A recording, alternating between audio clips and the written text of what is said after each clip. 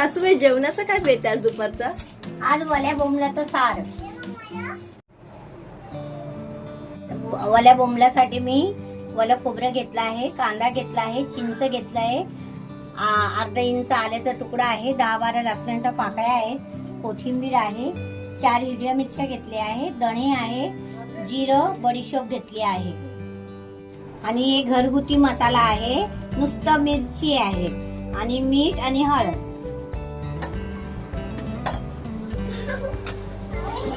मी mixer मध्ये सगळे मसाले टाकले आहे, वाटून घेते. थोडीशी हळद पण मी त्याच्यातच टाकणार आहे मिक्सर मध्ये.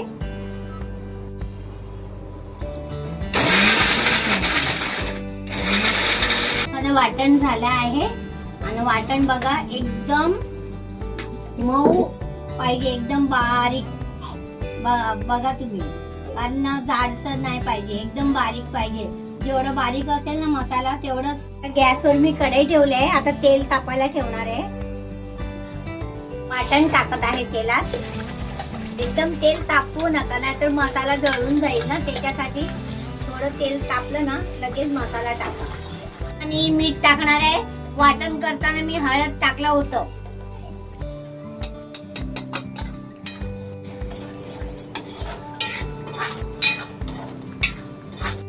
आता मी हे मिक्सर मसाला वाटलेला त्याच्यात पाणी ओतलंय थोडं. आता मसाल्याला तरी सुटायला सुरुवात झाली आहे. मसाला चांगला तरी सुटला ना त्याच्यानंतर तुम्हाला आवडीनुसार पाणी टाका. मग मी आता कढईवर झाकण ठेवली आहे. त्याला तेल सुटूस तर मसाल्याला चांगलं शिजवून घेते.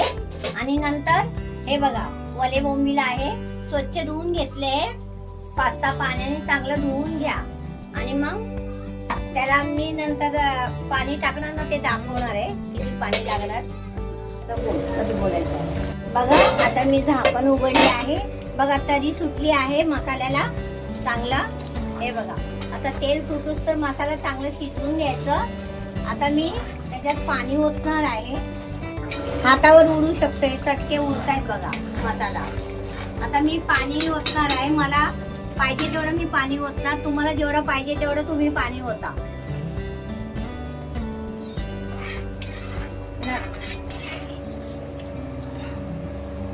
आता कढईवर झाकण ठेवा आणि चांगला उकळी आल्यानंतर मग मी बोंबील सोडणार आहे.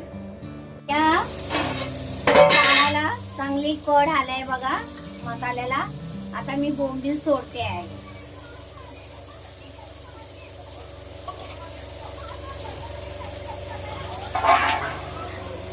5 मिनिटं ठेवा फक्त, जास्त वेळ शिजवू नका, लगेच होते तयार. हे बघा आता साराला तरी आली आहे. आता मी गॅस बंद केलाय.